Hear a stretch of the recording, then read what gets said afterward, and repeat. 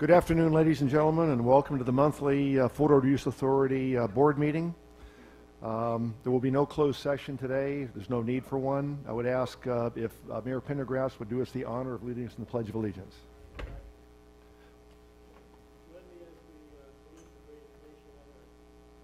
Pledge allegiance to the flag of the United States of America and to the republic for which it stands, one nation, under God, indivisible, with liberty and justice for all. Thank you, Dave. Next, we have roll call, please. City of Carmel by the Sea, Mayor Pro Tem Beach. City of Delray Oaks, Mayor Edelin. City of Marina, Mayor Pro Tem O'Connell. City of Marina, Councilmember Morton. Yes. City of Monterey, Vice Mayor Hoffa. Here. Monterey County, Supervisor Potter. Monterey County Supervisor Phillips. Monterey County Supervisor Parker. Here. City of Pacific Grove, Councilmember Lucius. Here. City of Salinas, Councilmember Lutz. Here. City of San City, Mayor Pendergrass. Here. City of Seaside, Mayor Rubio. City of Seaside, Councilmember Pacheco. 20th Congressional District, Alec Arago. 17th State Senate District, Nicole Charles. 29th State Assembly District, Erica Parker. University of California, Donna Blitzer. California State University, Eduardo Ochoa. Monterey Peninsula College, Walter Tribley. Monterey Peninsula Unified School District, P.K. Diffenbaugh. Monterey Salinas Transit, Lisa Reinheimer. Transportation Agency of Monterey County, Debbie Hale. United States Army, Colonel Fellinger. Fort Ord BRAC Office, Bill Collins. Marina Coast Water District, Director Gustafson. Chair, you have a quorum. Thank you, Lena. Our chair, Mayor Pro Tem Frank O'Connell, is unable to be here today, and our vice chair, Mayor Ralph Rubio, is en route somewhere between Oakland and here. So we hope he shows up very, very shortly. Next, acknowledgments, announcements, correspondence. Michael? Yes, Chair Edelin and members of the board, first I'd like to note that we have moved ahead with several recruitments, and within the next couple of weeks we'll be having a new deputy clerk. By way of that is an announcement that Lena Spillman will be moving on to the second year of her master's program in Washington, D.C., the end of July. With respect to the transportation planner, we've been working with our colleagues at TAMSI and other places to do interviews, and we should have a person on board prior to July the 1st. And then third, of course, the Economic Development Coordinator, and I want to thank President Ochoa for offering Sham Kama to help us with the interviews, and of course the County of Monterey offering Dave Spar to assist with the interviews and others. After that process was complete, we've now selected a gentleman at the back of the room. His name is Josh Metz, who will be the Economic Development Coordinator starting next Monday.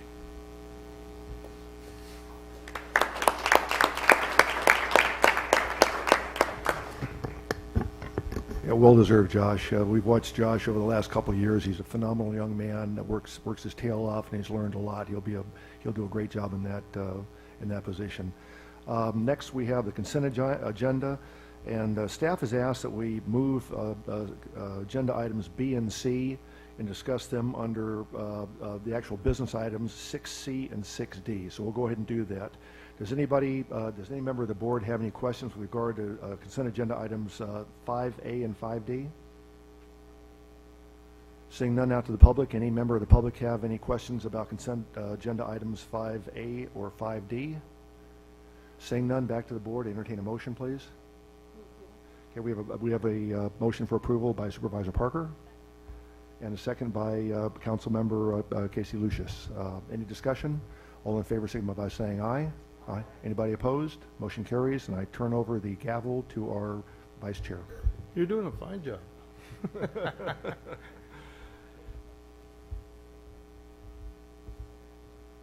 Thank you, Vice Chair Edelin. So moving on to business items, and I apologize for being late. Ran into a little bit of traffic on 101 and 156. Moving on to business items, Marina Coast Water District FY 2015-16 budget. community budget. Mr. Hulemart. Yes, Chair Rubio.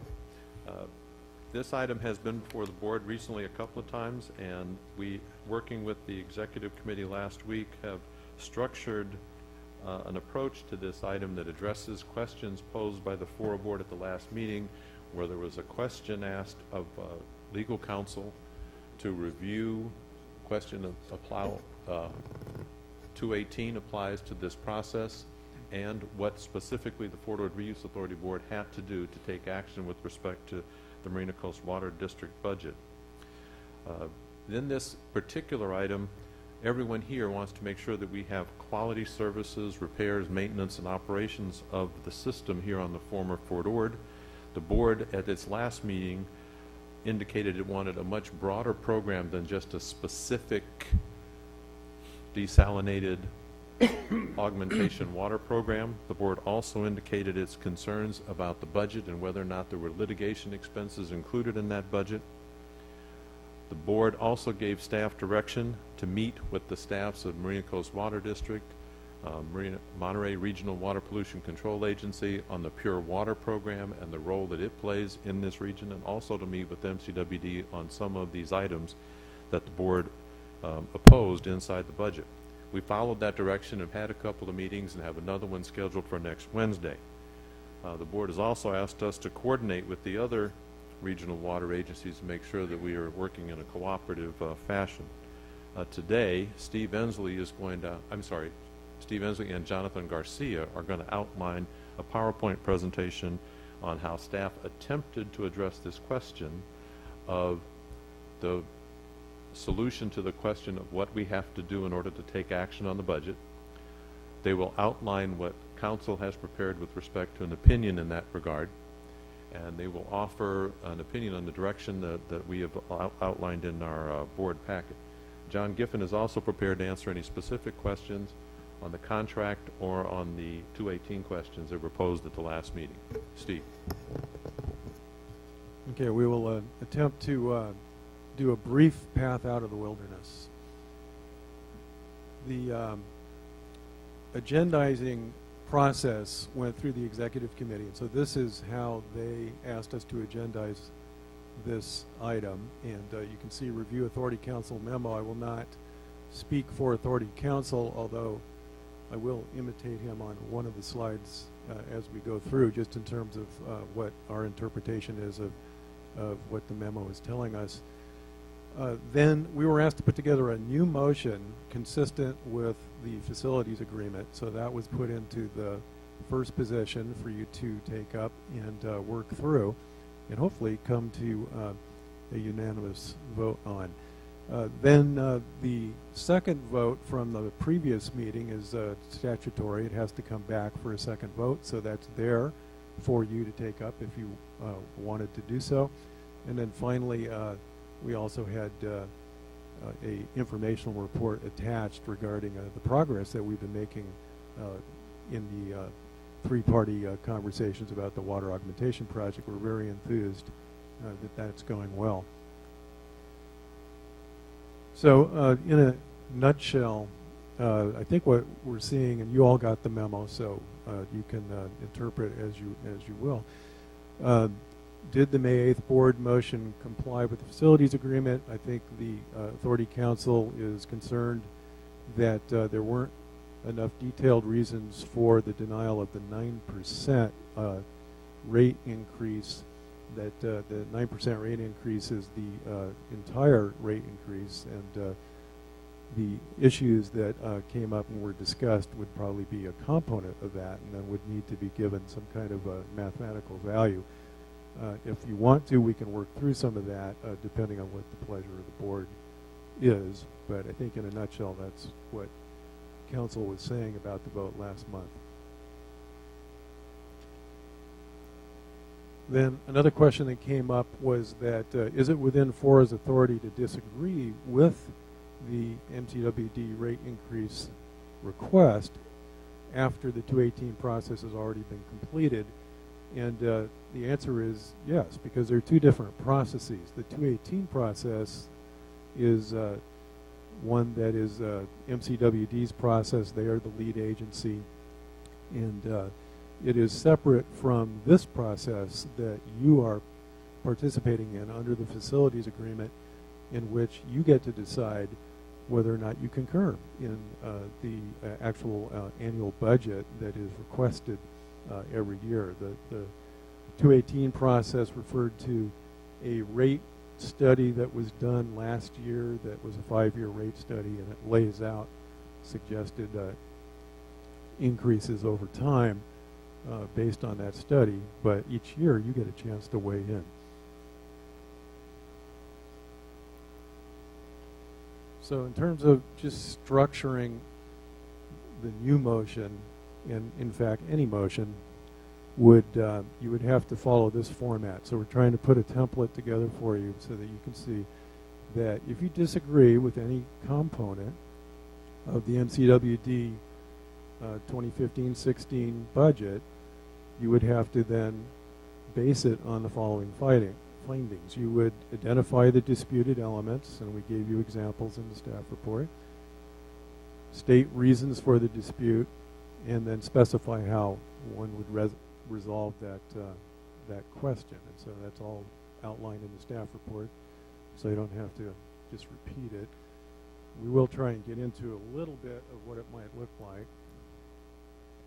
The second vote item, which is, by the way, the approach that staff is recommending, is that you would adopt the MCWD 2015-16 budget, exclude the $470,000 capital reserve line item, which is 25B-2, which referred to a 10% design of the RUAP desal project instead of what the board has expressed numerous times as its intention, which is an all-of-the-above approach to planning for the RUAP, which would include reclaimed and other conservation measures and other approaches all in one package. So that, I think there's no dispute over. That's been very clear, and it's pretty easy to document.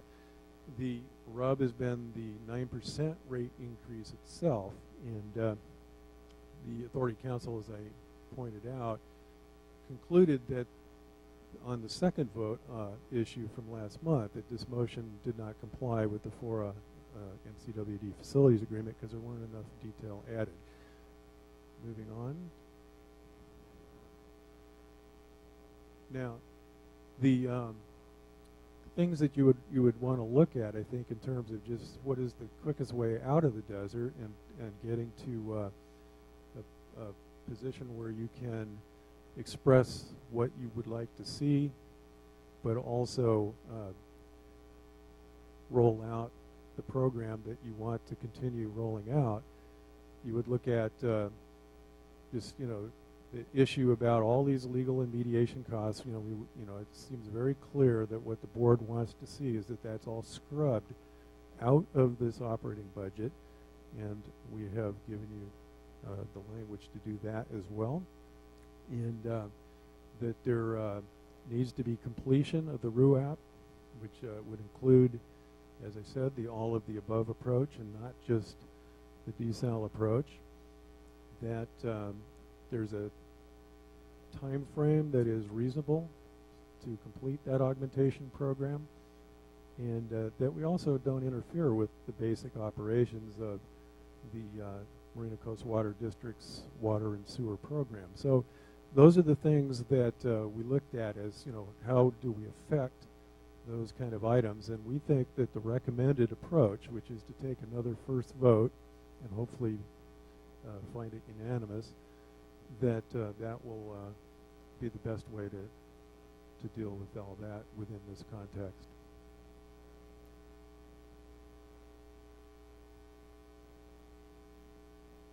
This just reviews, there were some questions that were asked about the facilities agreement and the augmentation program and how the language reads. I think there was a question about can MCWD just tell us what they're going to do, or do we just tell them? And the basic answer that Authority Council came up with is that it's a cooperative process, that we work together, and that we're not going to go forward with a program that this board here has not bought into.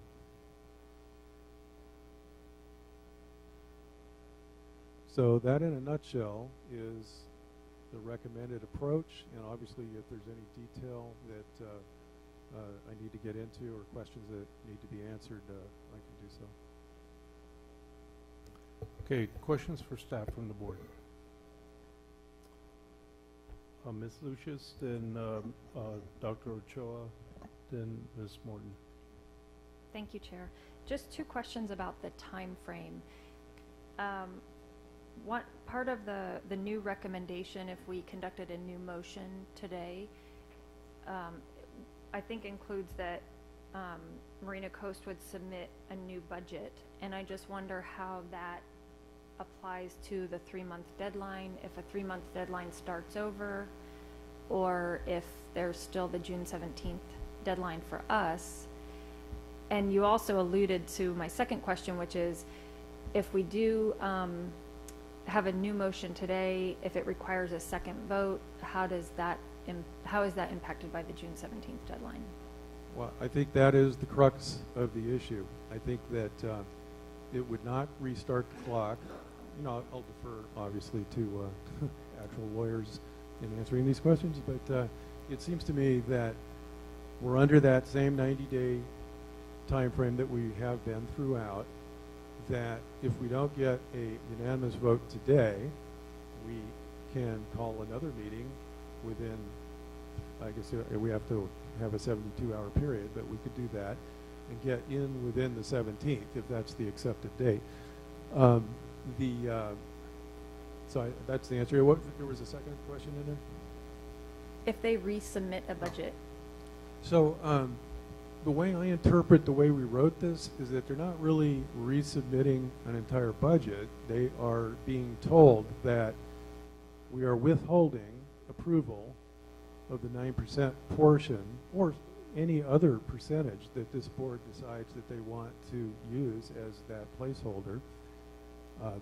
And until they come back and answer the question of has the budget been scrubbed of all costs that would be related to legal fees and litigation and desal plants that this board has not approved. So that is the way I look at it. Is not really a new budget that would come back, but just answers to questions, and it is without prejudice. So your denial today would not be saying that's it. You know, you can never come back and recover this. They could come back in 3 days, or they could come back in a month. It really just depends on the forbearance of both boards to continue to work together. Dr. Ochoa. If I'm reading this correctly, we're getting different recommendations from staff and council in terms of whether we should go with a second vote or a new motion. Is that correct?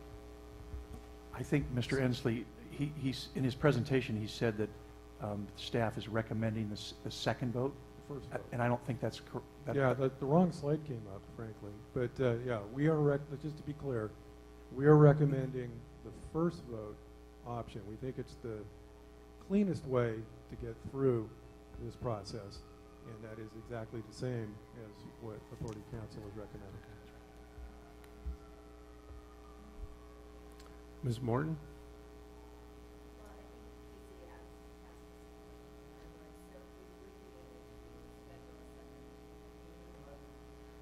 I'm sorry. We would be able to schedule a second meeting within the time frame. And is the June 17th the 90-day deadline? When we were here last time, that was a moving date. Do we know a date? The facilities agreement says 3 months, and there may be some gray area in what 3 months means. I think, in my opinion, that June 17th would fall within. If we have a meeting on or before that date, we would be in compliance with the facilities agreement. Perfect. And I understood Mr. Inslee representing that FORA staff can put that meeting into place. And that's a yes. Mr. Hulamard shaking his head, yes, not using his microphone. I think Thank the you. board, well, you said staff, but it would, if the board took action today and set a meeting or continued this meeting to next Tuesday or Wednesday, it would be within the 17th. So part of the motion would be to set a second meeting, or that would be a second motion? I don't want to assume that an action would If it's fail today. necessary. Yes. Okay, thank you. Thank you. Hope springs eternal. Dr. Ochoa. I've been given to understand that the final version of the budget wasn't submitted until April 1st. And so that would give us a little more time. We'll get you a precise answer. Okay. So, the original budget was submitted at the time frames we were talking, March 12th, but MCWD board had a special board workshop on the budget, which revised the budget, and they also submitted that April 1st. MCWD's opinion is that the clock started with the 17th in that time frame versus when the new budget came out. Could we get a reading on that from our council? It seems to me that if they change, you know, if they're free to change their budget anytime they want within the 90-day period and then not reset the clock, that sort of defeats the purpose. Right. So what was that? My comment was that whether it's the 17th or the 1st, it would require a setting of another board meeting before next month's board meeting to confirm any action today. Ms. Lucius, you had another question? Any other questions? Seeing none, I'll go ahead and take it out to the public. Is there public comment on this item, please?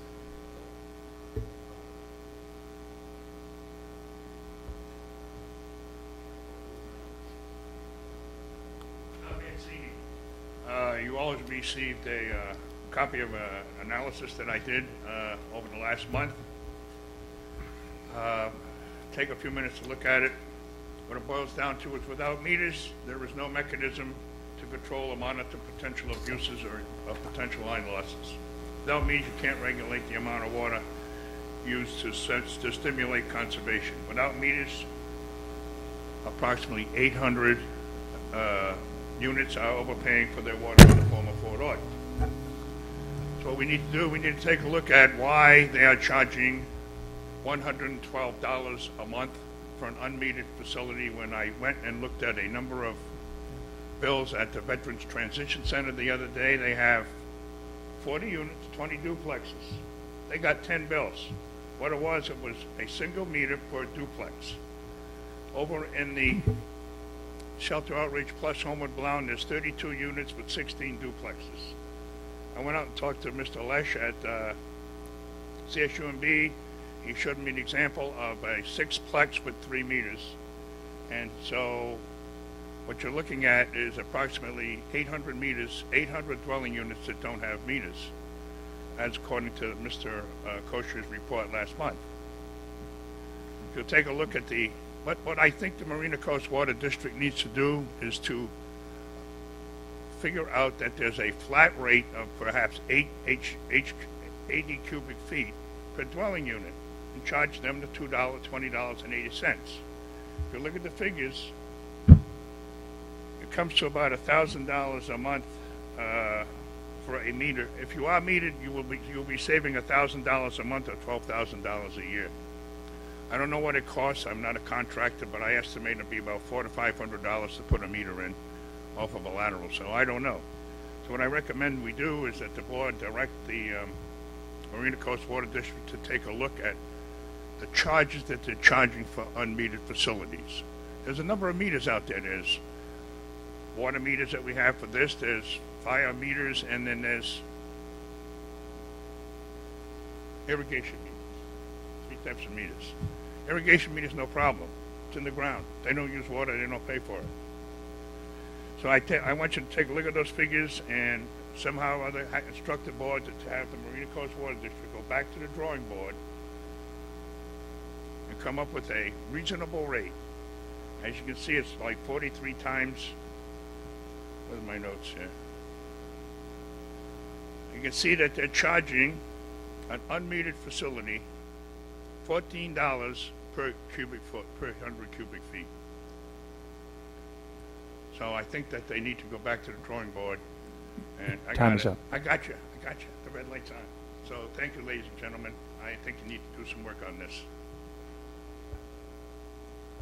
Thank you, Anthony Lombardo. No question, the Fort Ord Reuse Authority needs an augmented water supply.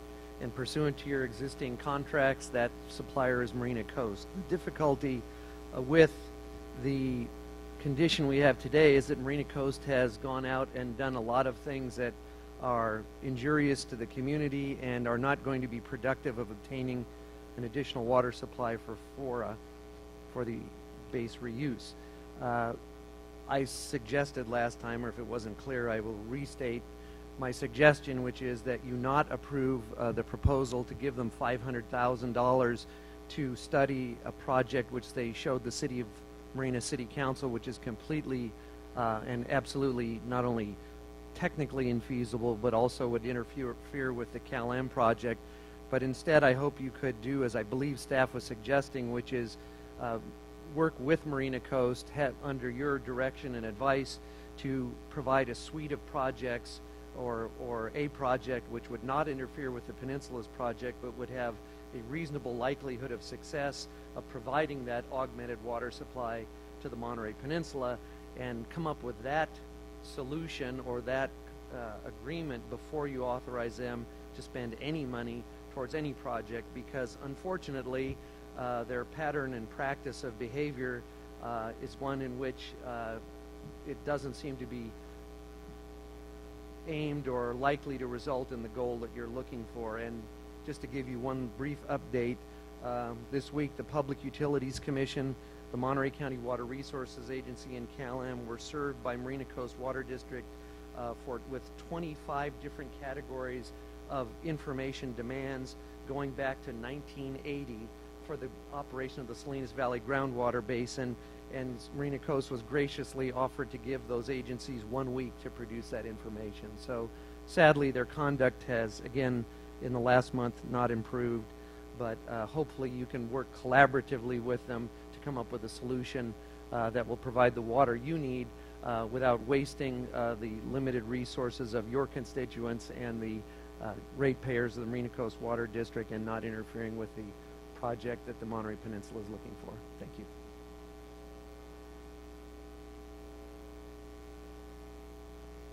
Good afternoon, board members. Tom Moore, President of Marina. Certainly appreciate the board's, FORA board's taking the time to struggle with these water-related issues. They're pretty complex. They've got some long-term challenges. And of course, you have to grapple with these budgetary issues. And I appreciate the efforts of staff to work through these things. The one issue that seems to be kind of contradictory to me, FORA says it wants 2,400 acre-feet of augmented water for build-out, and so far the only bill payer for that is the ratepayers of the Ord community. So in 2005, at a joint meeting of this agency and Marina Coast, both boards endorsed the hybrid RUAP program.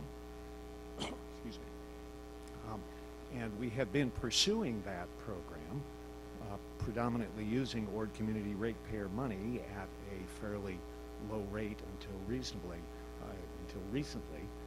One of the reasons we engaged in the regional desal project was to pursue 1,200 acre-feet of water, or perhaps all 2,400 from the regional desal project. You all know what happened to that.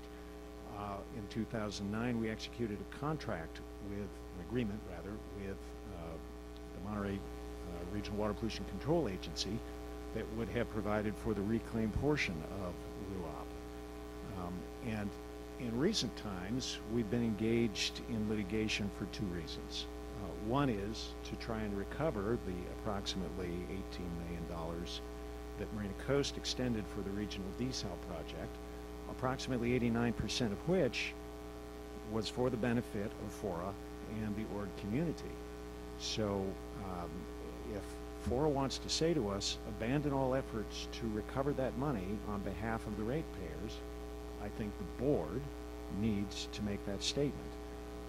If the board wants to say abandon all efforts to preserve access to source water for a Marina Coast Water District desal project, which in 2005, by the way, was proposed for wells at the very west end of Reservation Road. I will point out that the EIR produced by the CPUC contains zero analysis of the impact of their proposed wells on the CMEX property on our prior proposed wells at the end of Reservation Road. Of course, when we did that EIR in 2005, there was no way we could forecast that Cal-Am was coming along on the CMEX property, but I think Cal-Am could reasonably have looked at our 2005 EIR to see where we were trying to get source water.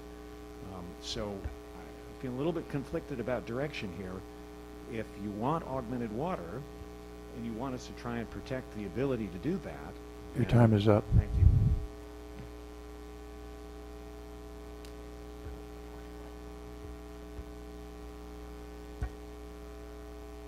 Margaret Davis. I'm a marina ratepayer, and I asked the board to reject the $500,000 for MCWD's proposed project, parentheses S. This is not driven by MCWD ratepayers. Ratepayers want to get off the 900-foot aquifer and provide a permanent sustainable water supply for marina. They're not interested in providing augmented water for non-existent projects. Thank you.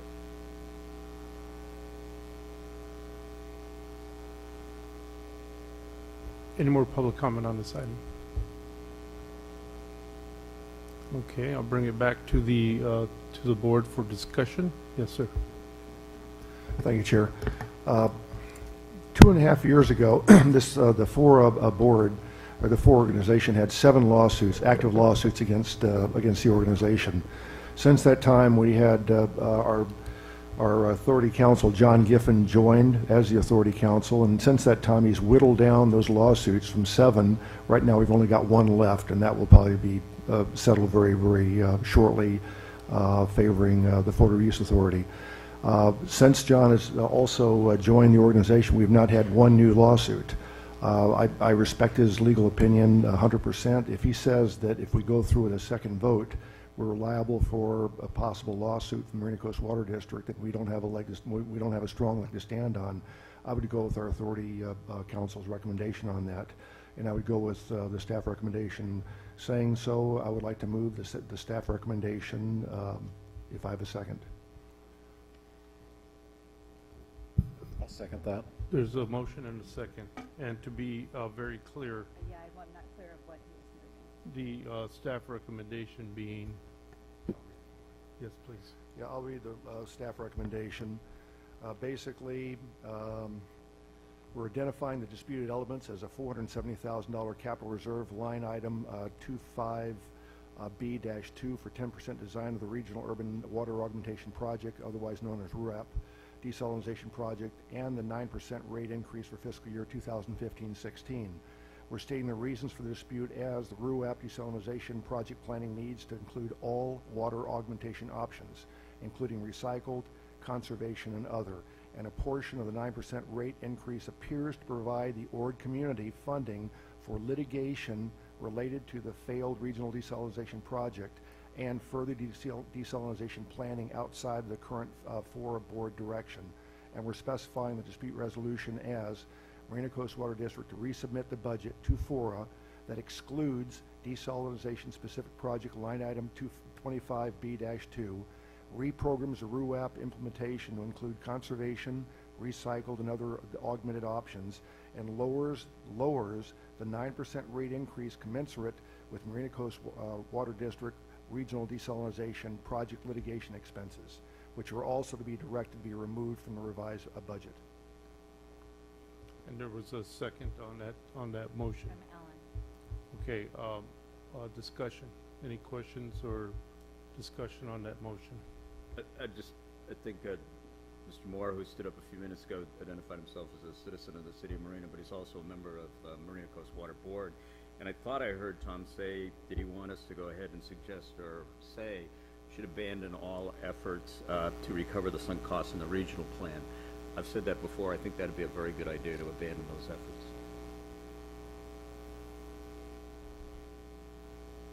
efforts. I think that may be another item for another day.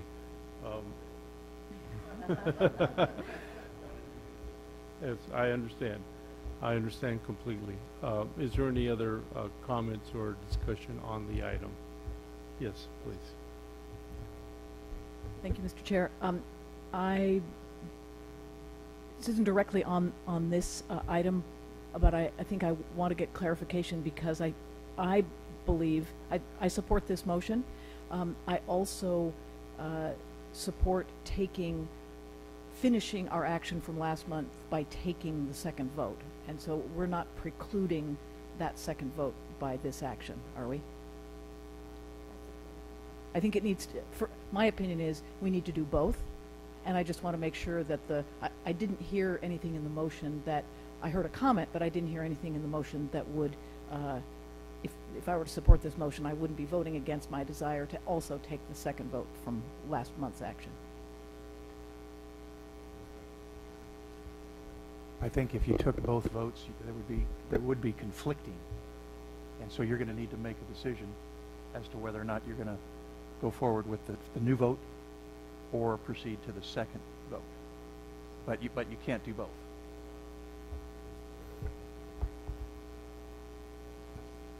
I guess I'm wondering then why it was agendized and/or. Because I thought that this action would be essentially providing information as to why we were taking that other action. Let me try to clarify. Okay, thank you. If you elect to take the first vote, then I think that precludes the second vote. If you do not go forward with the first vote, then you do take the second vote, and that's why it is an and/or. We don't know what's going to happen to the recommended course of action of taking the first vote, so that's why it's an and/or, I believe. And if we continue with the second vote, does that still, Mr. Gibbon, if we do the first vote and we do the second vote, are we still open to litigation on the second vote? I think if you take the second vote and confirm or ratify the action you took in the first vote, that you could be, yes. Yes. To support Supervisor Parker's feeling on this, if Supervisor Parker were to put forth a substitute motion, and the substitute motion were to be passed, then we could go ahead and have the vote on the substitute motion, which would be the second vote. If that failed, then we could go ahead and vote on the alternate motion, or the motion made by staff. I didn't understand. My understanding is you can't amend or substitute the original motion. No, what I'm saying is we have a motion on the floor right now, okay? But if a substitute motion is made to substitute for the original motion, which was my motion, in other words, the substitute motion being the second vote from the motion we had last time, and that was seconded and voted upon, and if the substitute motion, which is the second vote, were voted down, then we could go ahead and vote on the staff recommendation where Supervisor Parker could have her opportunity to have that vote, and yet the staff vote, assuming that the second vote were voted down, we can go ahead and pass the second vote and we get exactly the same place. Yeah. Mr. Chairman? Yes, Very sir. convoluted here. Yeah, yeah. It's not But so bad. I think we are remanded to do the second vote. So I would think that this new motion would be a substitute motion to that second vote. That should solve it. Okay. Mr. Chair? Dr. Ochoa, a voice of reason. Well, I don't know if I can live up to that. I'm just trying to check my understanding of this. My understanding is that when the first vote we took last time didn't include all of the elements necessary to comply. The new motion that's being proposed would have all those elements in place and would achieve everything that the first vote did, but also be complete. So it seems like if you do take that vote on the new motion, the previous motion that would require a second vote becomes moot. That's how it was intended. It is.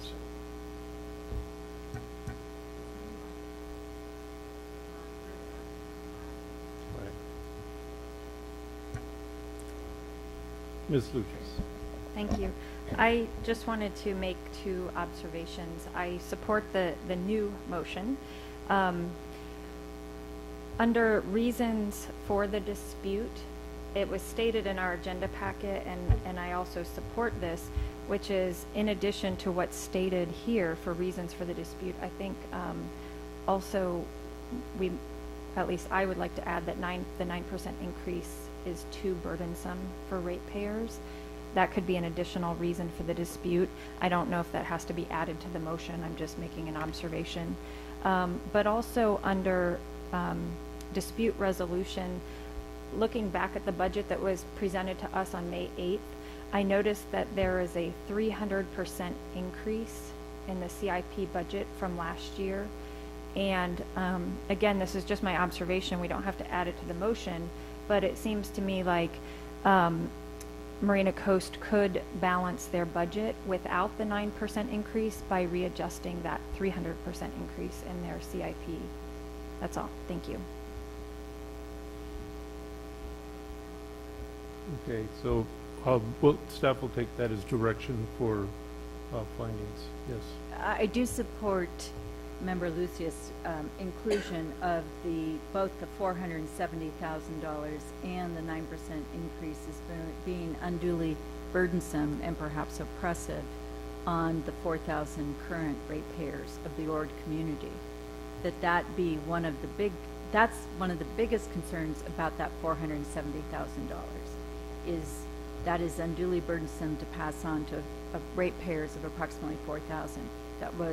That fact was presented to us in 2 presentations by MCWD of who would pay the $500,000 then modified to $470,000 water augmentation bill.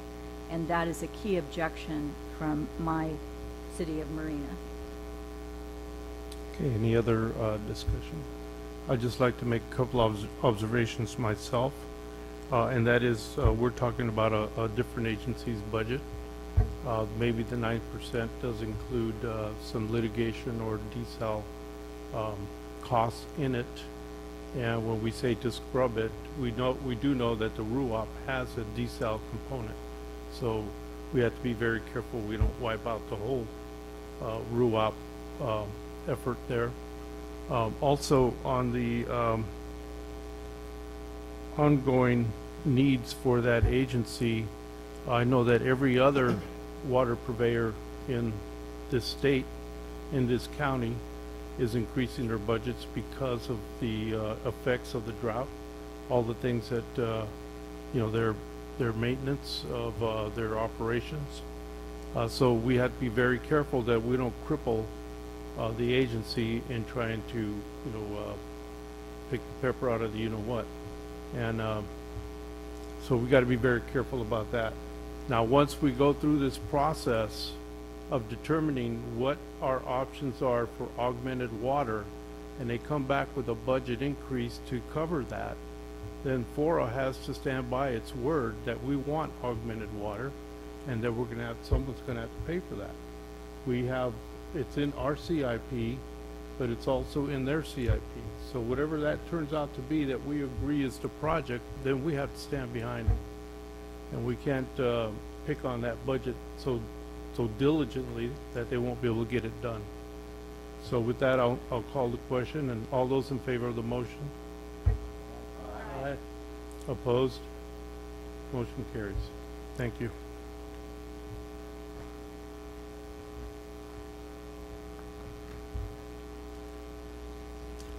Okay. The next item is approval of the fiscal year 2015-16 Preston Park Operating and Capital Improvement Budget Program budgets. Chair Rubio and members of the board, there are several items that presented to you today on the Preston Park project. There are 3 items. It's the Operating and Capital Improvement Program budgets, and then we earlier today moved items from the consent agenda forward. That includes a Preston Park Settlement Agreement amendment, and it includes a Preston Park loan extension. All three of these items are directly related to the actions that we are taking with our colleagues in the city of Marina on completing the escrow and finishing the work that needs to be done so that the underwriters, either of the two lenders that the city of Marina is working with, will permit the project to be funded. So what we uncovered, our colleagues in the city of Marina uncovered, and they informed us, was that some of the capital improvement work that was required at Preston Park and has been in the budgets you have seen for a couple of years need to be complete before they're prepared to fund that loan. In particular, water intrusion work, because the lenders are concerned that failure to complete that could in some way down the line result in mold. They want to make sure those things are taken care of. That water intrusion work has been planned for some time. There's some money in the capital budget for this year. There's additional money that was programmed for next year to make that happen. So we cannot close escrow till that work is done. That means FORA will be in the ownership of this property for some period of time while that work is done, which then necessitates this board to take action on the FY 15-16 budget that would not have been the case otherwise, because our good friends and colleagues in Marina would be the owners now. So given the extension of this time, the board needs to take action to approve that budget, which establishes a mechanism for initiating the water intrusion work. Then, to comply with the previously entered settlement agreement and purchase and sale agreement, the board would need to give instructions to council to write an amendment that would extend an escrow closing to be on September 15th, on or before. And also we would require a resolution authorizing the executive officer to execute an extension of our loan with Rabobank, which expires Monday, and we would not want to go into default. So, Chair, that's the summary of all three items, and would be required you take action independently on all three. Staff would recommend that you first start with any questions that you have on the budget, which would inform the other two actions. I also want to add that Corey from Alliance Management is here, and Robert Norris from our staff, if you have any specific questions on the budget or how we might apply it. Okay, starting off with the questions on the budget for staff and representatives. Is there any questions? We've been around this one, around the horn a couple of times. There are no specific questions on that. Any questions on the purchase and sale agreement and the escrow closing and the effect of the water intrusion work on the budget or the escrow? Okay, any questions on the loan extension and the need for that? Okay, well, let's start. Okay, there's no questions on those. Yes, sir. So just to make sure the record is clear, the board has received at its desk a resolution that it needs to approve for extending the loan. I want to make sure that's clear on that action. You have received amendments and adjustments to the budget from staff today as well. So you have all of those in front of you today. And with respect to the settlement agreement, you do not have that in front of you, and that's because council hasn't finished the discussion with Marina Council on that language. But we were asking for your direction and authority to go ahead with that. Okay. I'll take it out to the public at this time on all three items. Is there any questions or comments from the public? Denise Turley, Preston Park, Abrams Park Tenant Association. My first question is, which version of the budget are we talking about? I think there's at least 5. So I'm assuming that you're talking about the one that we were promised a copy of before this meeting today, which apparently in your notes says isn't available. So true or false. You just said that it's in the packet. It's not in the packet I picked up outside, so, and I haven't seen it. So does it exist or doesn't it exist? Mr. Norris, can you please answer that question? Well, let's see if there's any other public comment first. That's my first question. Well, finish your questions. Okay. Then we'll see if there's any other public comment, and then staff will answer everybody's questions.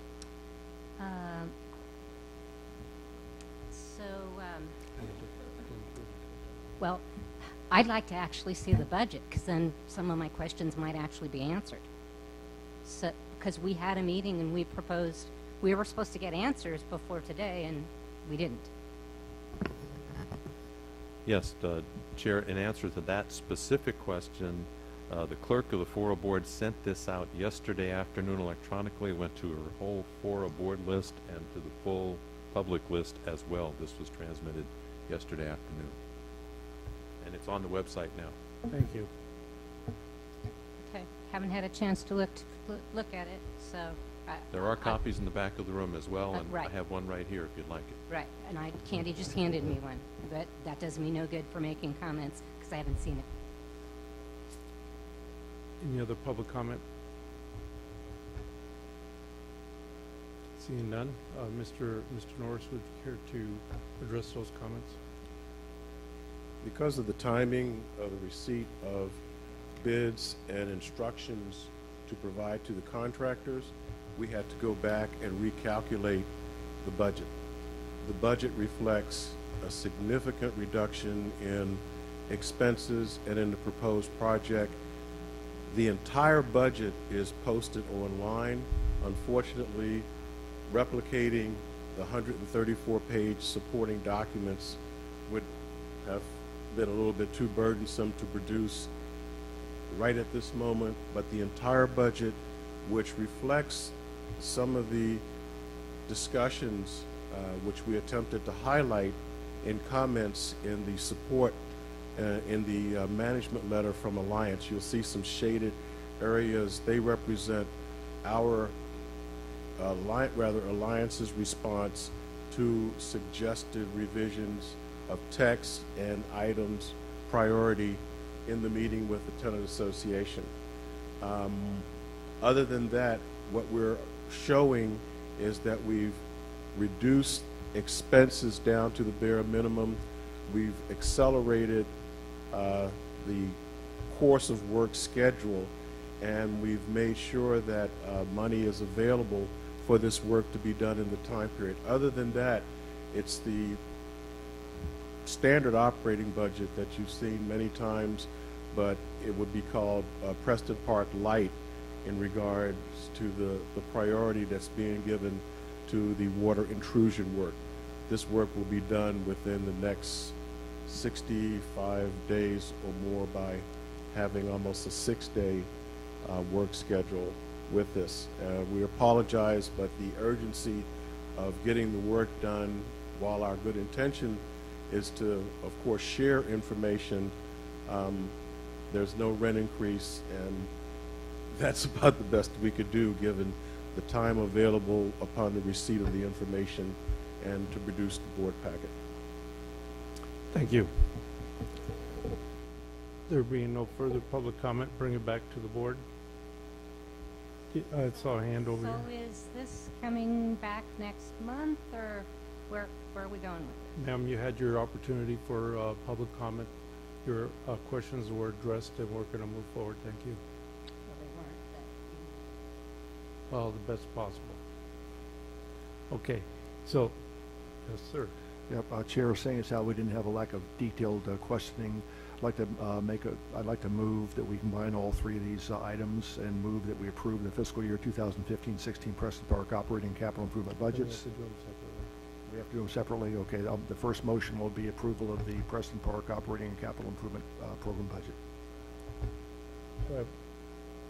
Is there a second?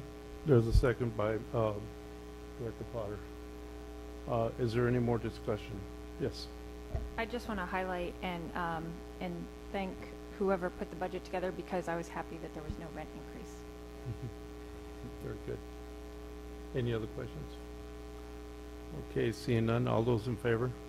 Aye. Opposed? Motion carries unanimously. Okay, the next item is the Preston Park Settlement Agreement Amendment. Do I have a motion? Move approval.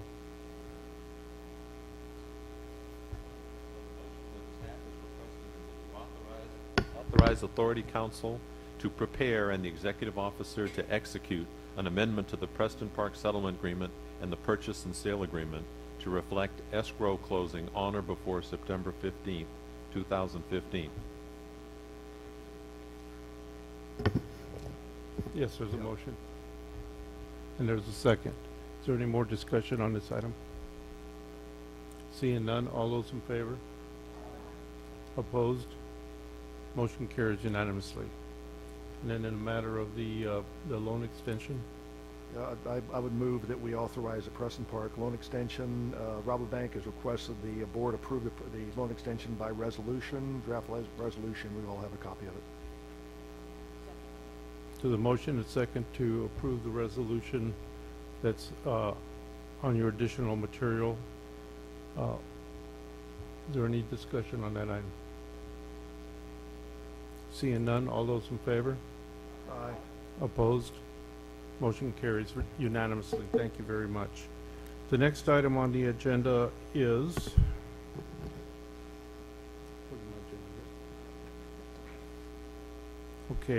is E, approval of the FORA fiscal year 2015-16 capital improvement program revisions. Mr. Garcia.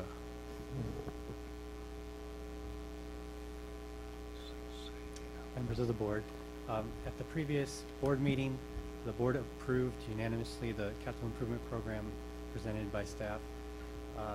There were, however, several comments and concerns that came from the board, and we're here just to present for action for approval certain revisions that were brought up at the board meeting.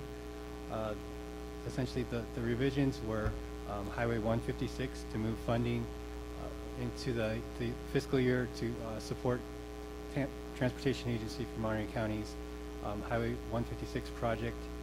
And so essentially that's been achieved in these revisions. And the major change to offset those moving funds into a closer fiscal year, we're reducing the intermodal center funding in those years 2017-18 and 2018-19 to make room for the Highway 156, which we've talked to MST during the administrative committee review of this item, which they were okay with making that change. The other concerns brought up at the board meeting were the caretaker costs that FORA would submit procedures and have a policy to implement caretaker costs that jurisdictions could apply for. And so staff recommends coming back with such procedures at future board meetings. And then also with the building removal program, concerns about Seaside Surplus 2 and having sufficient funds for funding support for that building removal program. FORA is right now applying for an EDA grant to create a business plan and study the costs in that area, and so it would make sense once we know more about the cost to come back with a recommendation of FORA's obligation in that area. So that's essentially the report here, and I'll take any questions. Any questions for Mr. Garcia? Seeing none, any questions from the public? Bringing it back, I want to thank FORA staff for finding that solved. I know that there was a little bit of concern, and I asked staff to go back and see if we could find a place to pull that forward. Because I sit on the TAMC board too, and I know the concern there, but there's so many needs and so little money, but we got to find a way to make it all happen. And thank you for that. Is there any other discussion or a motion on this item? Did you want to take public comment on the item? I did. Is there a motion? There's a motion. I'll second. And a second. Is there any other discussion on this item? Seeing none, all those in favor? Aye. Opposed? Motion carries unanimously. Oh. What?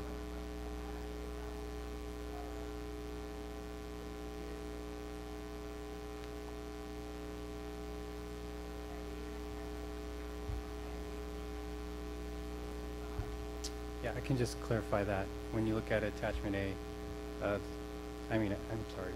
Yeah, attachment A, the second page on table 3, it summarizes all the expenditures there. The water augmentation, there was 400,000 that moved from post FORA to 2016-17. So previously it was 1.1 million, now it's 1.59. That was recommended based on supporting FORA's discussions on the recycled water projects.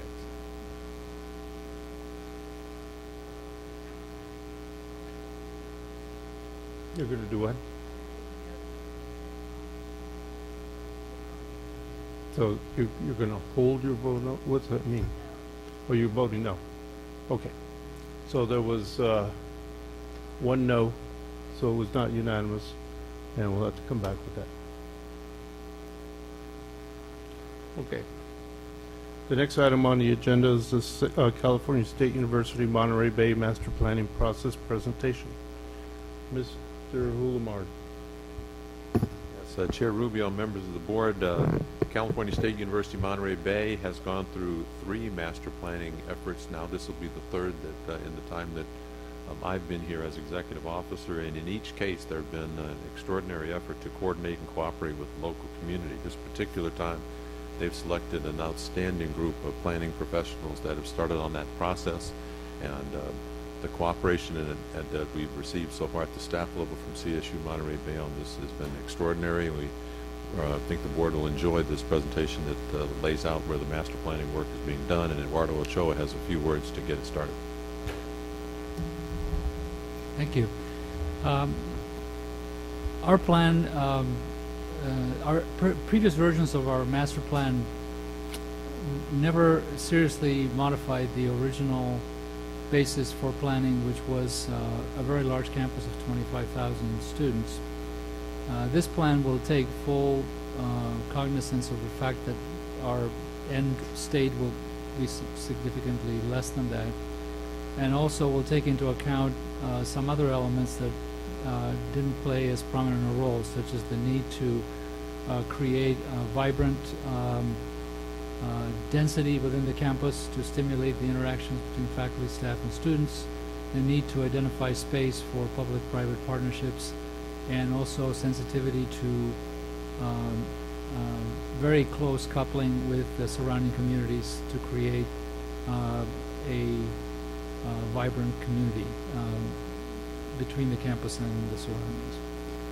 So this is becoming very important, in particular because we're resuming our growth path in earnest, and the news from Sacramento only give us further encouragement in terms of additional funding for the CSU.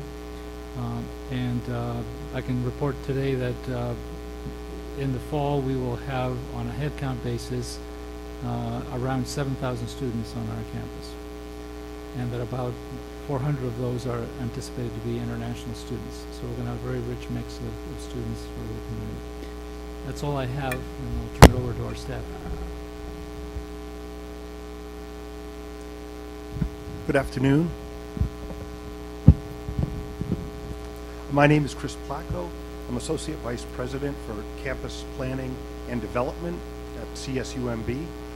And my principal role has been to forward the new master planning process. And it's something that we've been working on with the San Francisco-based firm Page BBS since about March or April. And during that time, we've had Page down several occasions. And we have the principal down with us today, Barbara Maloney, who will be speaking and making the presentation.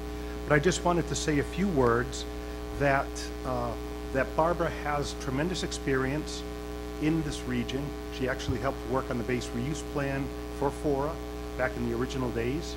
And she has worked with us over the years and knows us, knows our campus, and knows the communities very well. And it has been a pleasure working with her. This is an update of the master plan. We have, and as mentioned, this is the 3rd version. And this one will recognize that instead of looking at the original 25,000 students, we're probably looking at 12,000 to 12,500 plus or minus, being cognizant that these are long-range plans and we don't know what the future will hold. but that's our current target right now. And while we're going through this process, the two issues that are very, very primary to us are obviously is water and traffic generation. So those are two areas that we're spending particular attention on. I'll let Barbara elaborate a little bit further on those issues. She and her team have put together a very strong group of cutting-edge professionals, consultants, who are going to guide us through this process. And there is a degree of immediacy to this process for CSUMB. And that is because we have some wonderful news about the campus. We are just about completing our Academic 2 facility, Business and Information Technology, which will be open in the fall. And we will also be completing and opening in the fall our Promontory Housing Project. In addition to that, we have several other significant developments on the boards. We know they're coming, and what we need to do is make sure that we have a master plan to adequately site these facilities when they do come on board. And they are pretty exciting. We're looking at a new student center. We're looking at an additional recreation center. We're looking at another academic building, perhaps of the scale of Academic 2 or perhaps larger.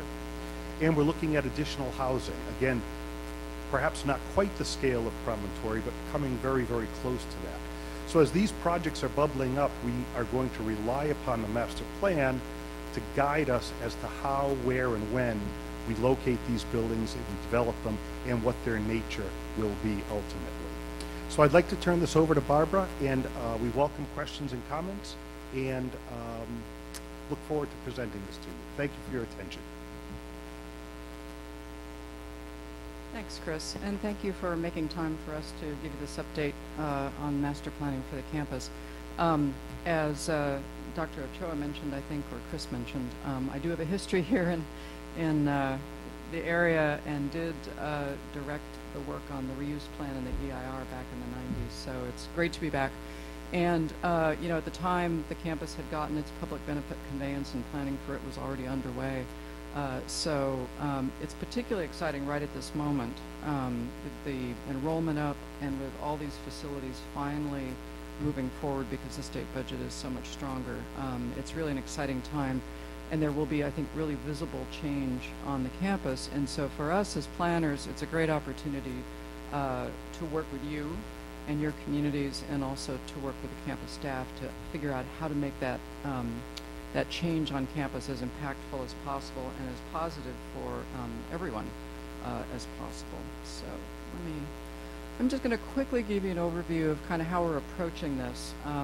Where we are right now is where that big block of color is. Basically, we're embarking on about a 9-month process here. We're hoping to have the plan itself wrapped up at the end of the year. At that point, the CEQA process will continue for another 6 or 8 months probably until that gets finished. But what we've been doing is kind of our data gathering, understanding where the campus is now, what the facilities are, how everything is functioning. We've had lots of discussions with lots of people, and we'll actually be back in a week and a half to talk to others, including many of your staffs and perhaps some of you as well, about what's going on and what your thoughts are about what the campus is and where it's going and what the relationship can be with the local community. Immediately after that, and actually already, we're starting to think about ideas about how we think the campus should grow, what form that should take, and so on. We'll be working on those over the summer and then coming back and meeting with students and so on, and faculty and staff back in the fall when everyone's back, and then we hope to be able to focus that down and finish that in the fall. So we are looking, I want to mention, although what I'm going to show you mostly are images and thoughts that focus on the core of the campus, where the academic uses are and where most of the undergraduate housing is. We are looking at the entire campus, and we are looking obviously at all the regional issues that relate to the campus, including circulation, importantly, but a lot of other issues about trails and connectivity and land uses that surround the campus, as well as the land uses on the campus itself. So there are a series of drivers, things that we've got to consider as we go forward, and obviously first and foremost is accommodating the growth. Growth in enrollment to 12 or 12,500 students, and what the facilities needs are going to be for those students. And we want to make sure that the master plan makes the case so that the capital planning can move ahead quickly and those funds can be gained in a regular and predictable fashion. It could be, our preliminary look is that it could be another 6 or 8 academic buildings that could ultimately come to pass between now and the next 20 years or so as this next phase of the campus emerges. So we'll be looking at that, and of course that growth has implications for a lot of things, for infrastructure, for water, for energy, the ability of the campus to achieve climate responsibility and sustainability and many things like that. So, and not the least of which, ensuring that the funding can be available, not just for the facilities themselves, but for all the site that surrounds those facilities. One of the big goals here is to continue to increase the number of students who actually live on campus, because there's no question there's a direct correlation between success, graduation rates, employability, and everything else for students about having them live on campus, particularly students who may be the first in their families to attend college or university. So the goal is to house at least 60% of the students on campus, and that's going to allow them to have a much richer experience, interact with each other, interact with faculty and staff, and ensure their success. So where that housing goes, what kind of housing it is, how that's paid for, and a lot of other issues will be involved. And we had some meetings with students already. We've heard a lot from them about what they're looking for and what they're hoping for, right down to the idea that they really want a lot of bike parking right near where they live. So we'll be moving forward with those kinds of issues. And that obviously is a big component, as I said, of student success. But there are a lot of other components. We want to make sure that students have access to all the resources they need. That may be advising, that may be counseling, that may be recreation. And so the campus needs to continue to grow those kinds of facilities as well.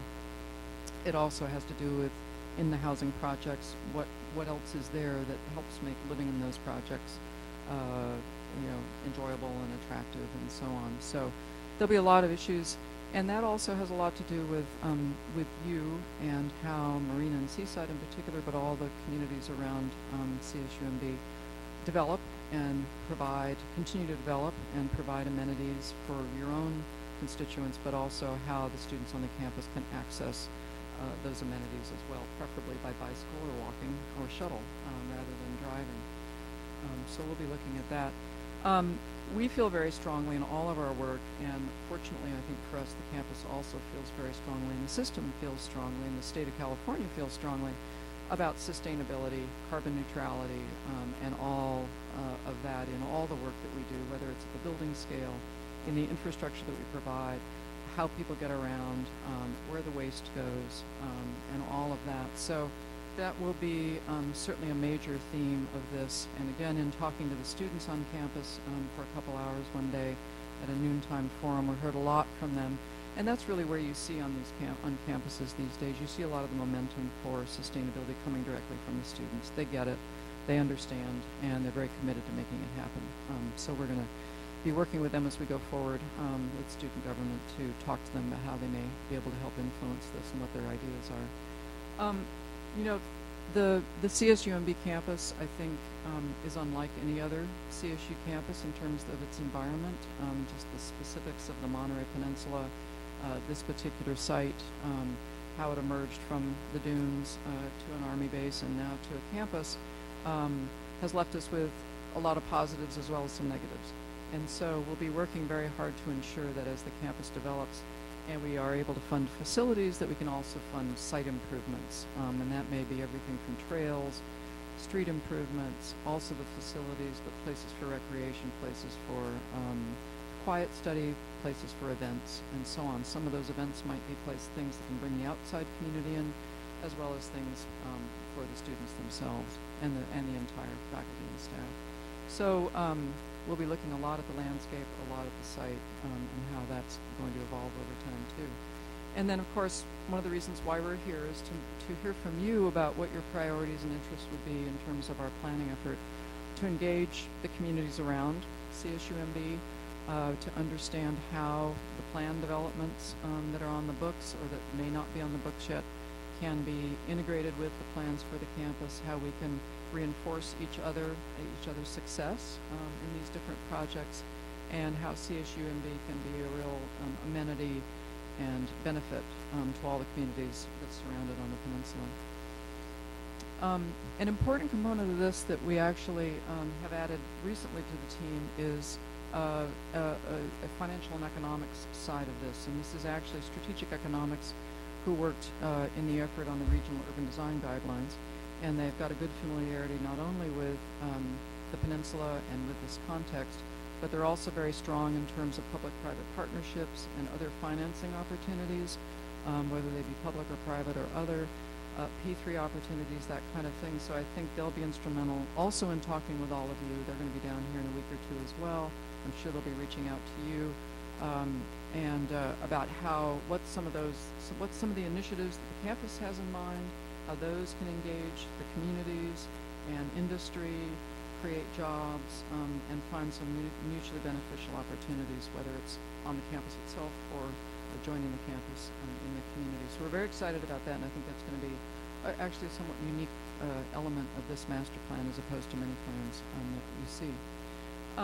We have had quite extensive community outreach so far, and this is one element of that, but we will also, as I said, be meeting further with your staffs and throughout the process, but also in the next week and a half or so.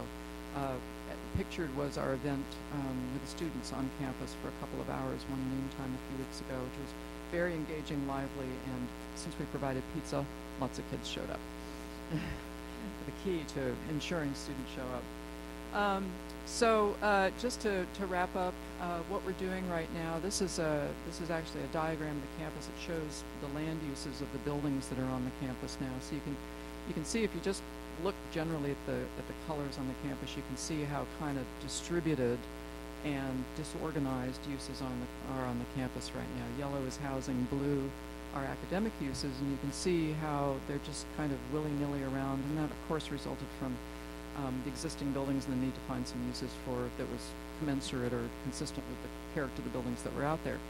One big piece of news is that what we call the hammerheads, which are the buildings over on the right side, there are 16 of them or so, those are now funded to come down over the next couple of years. That'll be a big improvement to the character of the campus since they really were deemed to be unusable. But in addition to what we're doing right now, which is kind of finishing up our understanding of what's out there today, we're starting to look at this diagram and say, well, what do we want the colors on this plan to look like 10 years from now or 20 years from now? Do we like this kind of mixed up, jumbled up, mixed use idea? Do we want to move more towards a traditional campus idea where you've got the academic uses all together and the housing and recreation uses surround those at some distance? This CSU Monterey Bay may wind up being an interesting model for a different kind of a campus that's more on a village idea, kind of a mixed-use village idea, than the kind of traditional campus that many of us went to and that we're more used to. So I think on that note, stay tuned. We'll have some specific ideas on that in the fall, late summer, early fall, that we can share with you. And so with that, that kind of gives you an overview of where we are. Happy to answer questions, but would also just love to hear your thoughts and ideas, things that you'd like to have us thinking about as we go forward. All right. Are there any questions from the board for the presenters? Yeah, sure. Thank you, Mr. Chair.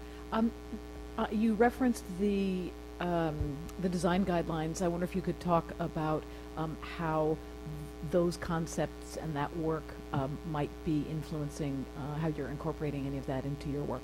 Sure, happy to. We'd love to see them.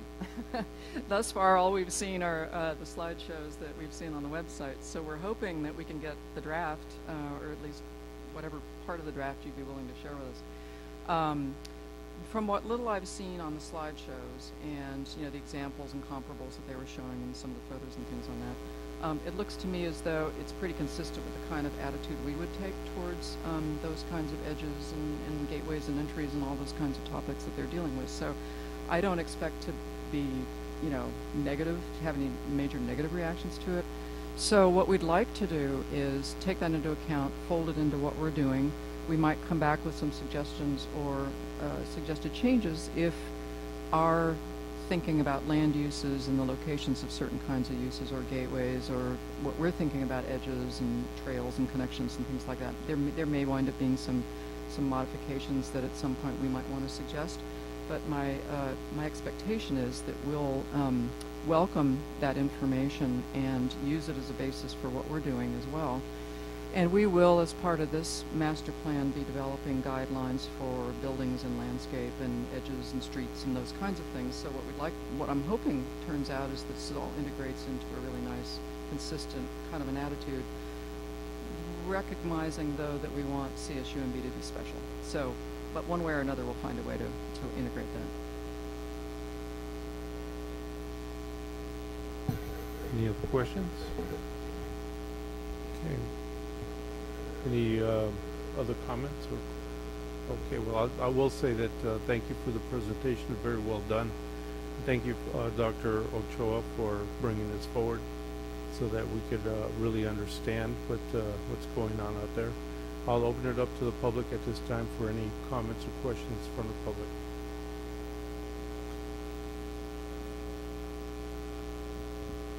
Yvonne Stone, Executive Director of the FORA Environmental Justice Network. We are still talking about engaging the community with the university.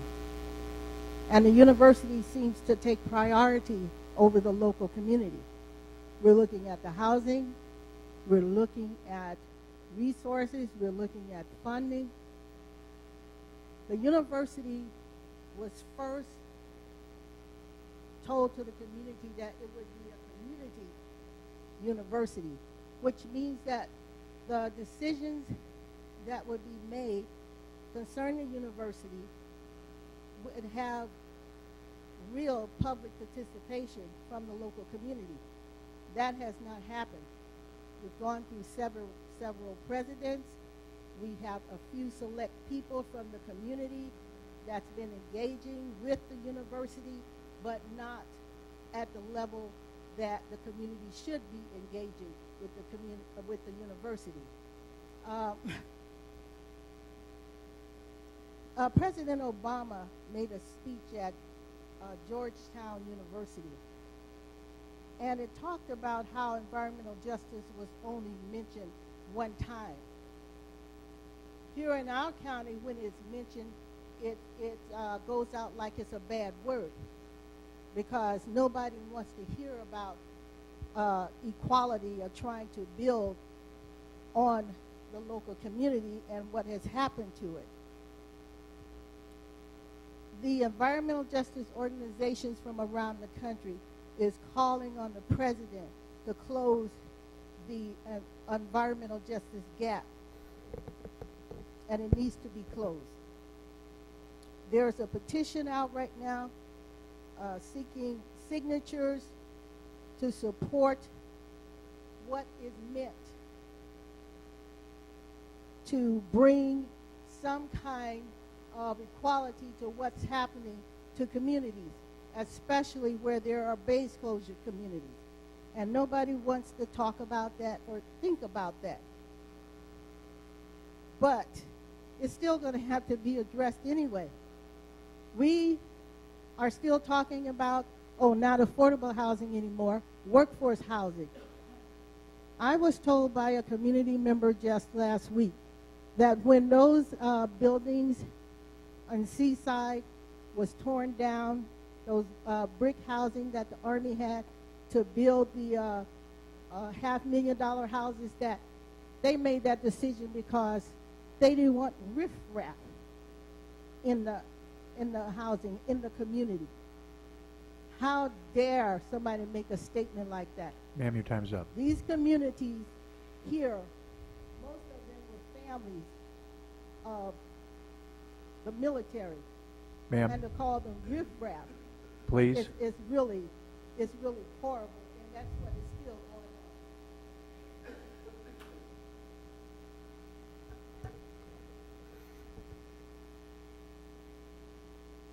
on. So, is there any further public comment on this item on the Cal State University Monterey Bay master planning process? Seeing none, I'll bring it back. And are there any other comments from the board? Okay, we'll deem it received, and thank you very much for the very insightful presentation. The next item on the agenda is the public comment period. Members of the public wishing to address the board on matters within its jurisdiction but not on this agenda may do so for up to 3 minutes. Comments on agenda items are heard under that item. This is for just general comment, please. Cemetery. I think that California Department of Veterans was down yesterday. They had a big meeting. Hopefully, everything, an announcement will be going out, July 1st, I believe, on the issue. And so they will be starting work sometime in the next 4 or 5 months. As far as the water goes, I forgot to tell you, I did an analysis of the 20 bills at Veteran Transition Center. The average use per dwelling unit was about 6 to 7 cubic feet. So there would be 100. So there would be no reason why the Marina Coast Water District couldn't allocate 800 cubic feet to unmetered agencies.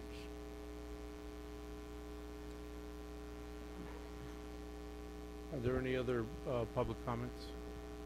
Seeing none, we'll bring it back.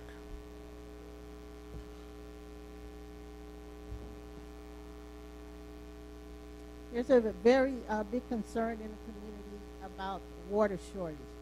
And we don't have enough information going out to the people who are paying for water, whether they're renters or homeowners. There's not enough information because what we're looking at, people are afraid to even use their water. They've been told for years, modify the use of your water. We'll be looking at more fires. We'll be looking at people who, don't want to wash their hands and take care of themselves because they don't want to be fined. Everybody thinks that they're going to be fined if they use their water. And I know that there was a meeting of some sort, but the people who are usually don't get the information don't attend those meetings.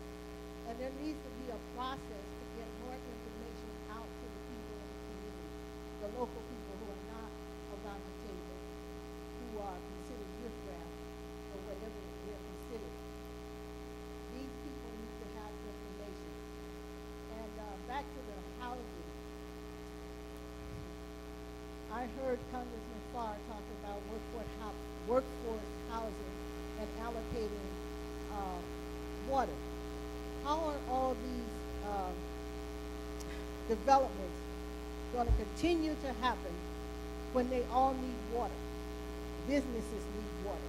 So that means that the ratepayers will end up with the burden of water or paying for it or water shortage. I haven't heard anybody say really how these developments are going to continue to go up when they need water. And we're talking about cutting water use all over the county and for the residents here. And that includes the university.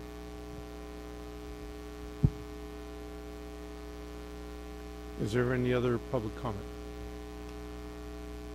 Seeing none, we'll move on to the next item on the agenda, which is the Executive Officer's Report. Mr. Hulamard? Yes, Chair Rubio, members of the board, I draw your attention to page 83 and 84 of 85, where the travel report is pointed out in the Executive Officer's Report. All of these items are information. I think they're self-explanatory, but in particular, I want to highlight Josh Metz's recent trip to the Trail Symposium. Some of you worry that now that he's the Economic Development Coordinator working more on those items, he is not going to discontinue his work on trails. So he'll be continuing to help us with that as we get other planners up to speed. Second item is there is some upcoming travel that is in front of us, which is the state legislative mission. The past chair, Jerry Edelin, and 2 members of staff, at least, are going to be traveling to Sacramento to work with DTSC, Department of Toxic Substances Control, and others on some important items, including the process for reviewing the Habitat Conservation Plan with the California Department of Fish and Wildlife. And then finally, you'll note the last item is the annual Association of Defense Communities National Summit. Councilwomen Morton and Lucius will be attending this year. And I'm very much looking forward to their excitement about ADC and what it means for both military base cooperation and for base closure. Okay, we'll move on to the next item. Items for members. Are there any items from members of the board? Seeing none, I'll bring it back to the adjournment. This meeting will be respectfully adjourned in the memory of Gwendolyn Teresa Hulamard, Mr. Hulamard's mother, and I want to present this certificate which reads Fort Ord Reeves Authority in memory of Gwendolyn Teresa Hulamard. The Board of Directors of the Fort Ord Reeves Authority extends its deepest sympathy to you at the passing of your beloved mother. We adjourn today, this 12th day of June 2015, in tribute and reverence.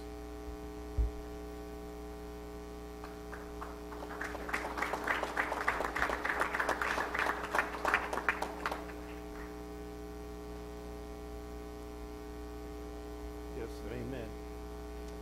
With that, we stand adjourned. Everybody have a pleasant afternoon and weekend.